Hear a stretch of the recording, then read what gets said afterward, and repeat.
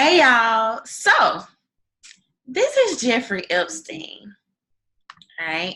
Jeffrey Epstein is, or should I say was, an American financier and convicted sex offender, most notable for his orchestrating of a sex ring with these and sex trafficking of these underage girls, and also while simultaneously having all these connections to some of the world's most elite.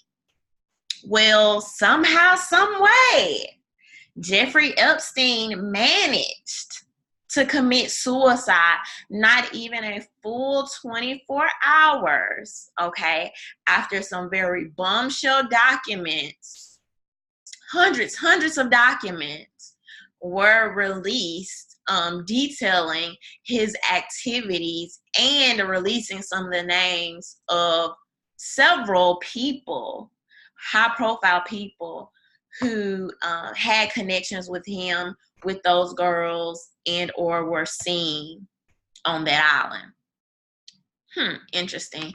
Anyway, let's take a look at this. According to the Chicago Tribune, huge cache of newly unsealed records detail how Jeffrey Epstein and his madam allegedly lured girls into sexual servitude. And I'm not going to read all this, and y'all know I always link all of my sources below if you want to take a deeper look. But the documents, the largest cache to be released in the 13 years since Epstein's case began, offer brutal details about Epstein's trafficking of teenage girls in Palm Beach, New York, and overseas, as well as Maxwell's obsessive and often abusive quest to provide him with new girls over a span of years in the early to mid 2000s. Virginia Roberts Giuffre, whose 2015 federal defamation suit against Maxwell was the source of the documents, provided testimony and evidence to substantiate her claims of exploitation at the hands of Epstein and Maxwell is his madam, through photographs, plain logs, and even a medical record from Presbyterian Hospital in New York, where Giuffre was taken by Epstein after a particular abusive sex episode, okay? This just goes on to say that this basically can be corroborated by her ex-boyfriend. Some of the names that the documents included were the late scientist Marvin Minsky, modeling scout Jean-Luc Brunel, former New Mexico Governor Bill Richardson, former Senator George Mitchell, Hyatt Hotels magnate Tom Pritzker, and prominent hedge fund manager Glenn Dubin.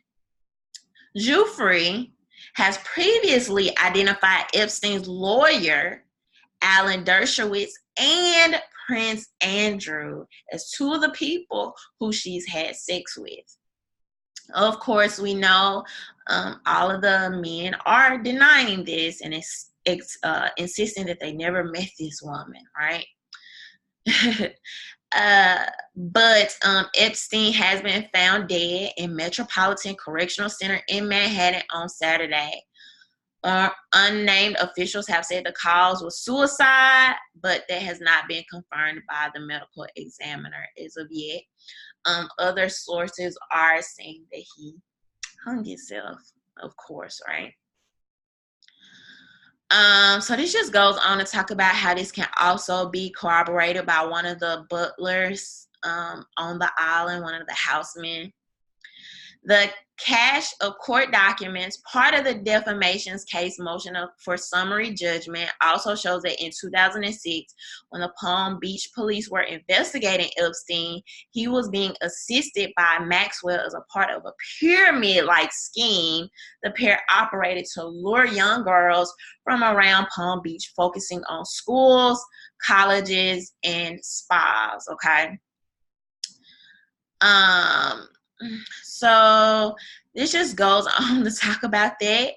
Jeffrey, as a part of her sworn testimony also states that she met former President Bill Clinton, former Vice President Al Gore, and future President Donald Trump and that Epstein once held a dinner for Clinton on his island, Little St. James, off the coast of St. Thomas.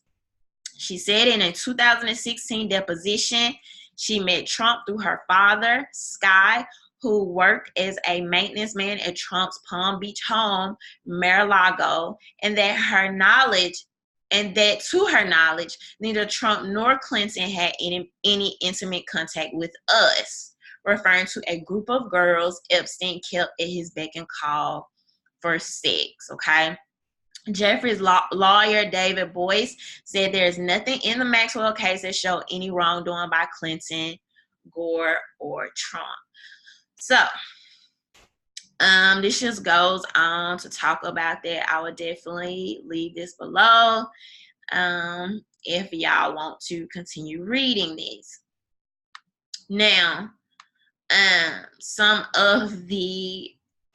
so Jeffrey Epstein basically had this little black book, like I told y'all, very, very, extremely well connected, and had this book where he basically kept all these contacts, not only of the girls that would be on the island, but he also kept contacts of these very high profile people. He also kept plane logs of every person that would get on and travel on that plane, okay? I'm going to link this below as well from the Intelligencer. But you can see some names here: Chelsea Clinton, Phil Collins, Katie Couric, Bill Cosby, okay, a Rothschild, Alan Dershowitz, and these names are literally in alphabetical order. Janice Dickinson. So, like, y'all, this is like a big deal. Tom Ford, Malcolm Gladwell, but you literally have all these names here. Cornelia Guest, Chelsea Handler. So at some point, all of these people were in touch with Epstein.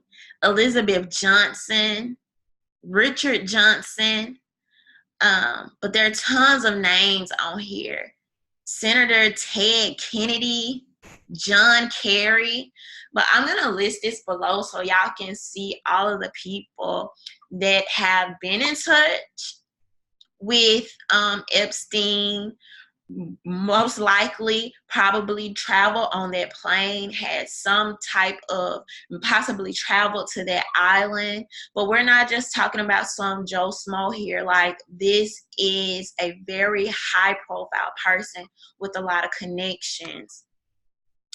Also here, the Business Insider talks about some of the people that campaigns, politicians that he donated to. The financier Jeffrey Epstein was an important political donor before he pleaded guilty to charges of felony sexual solicitation of underage girls in Florida in 2008.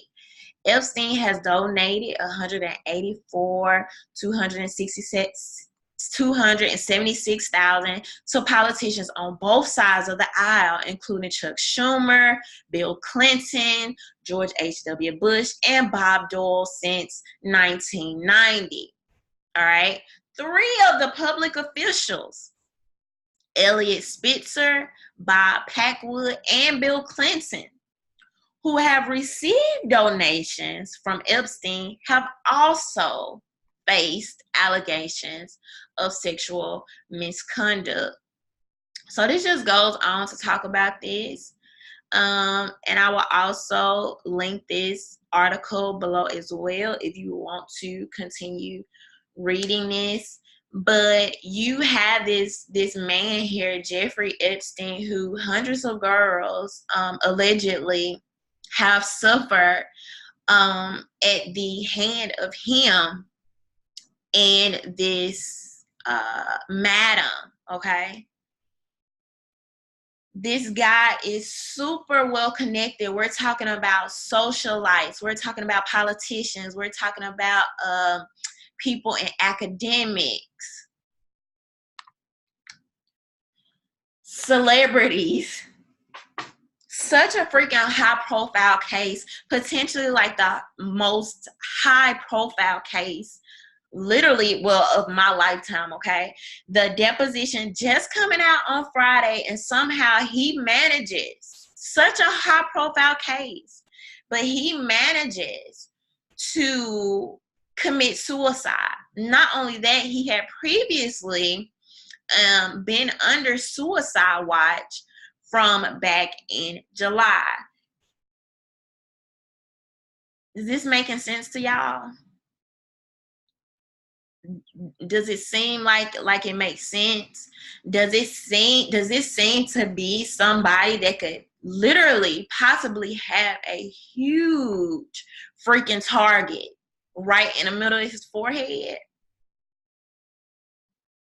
With all the names that were coming out in this deposition and potentially more victims coming forward once this information was released. So if you just happen to believe that a person such as Jeffrey Epstein, with us literally being, right on the heels of all this information being released, if you believe that he can manage somehow under maximum security to commit suicide in such a high profile case, I have a very, very beautiful, nice Mississippi River that I would like to sell you. And actually at this point of year, this time of year, it's going at a really nice low rate, okay?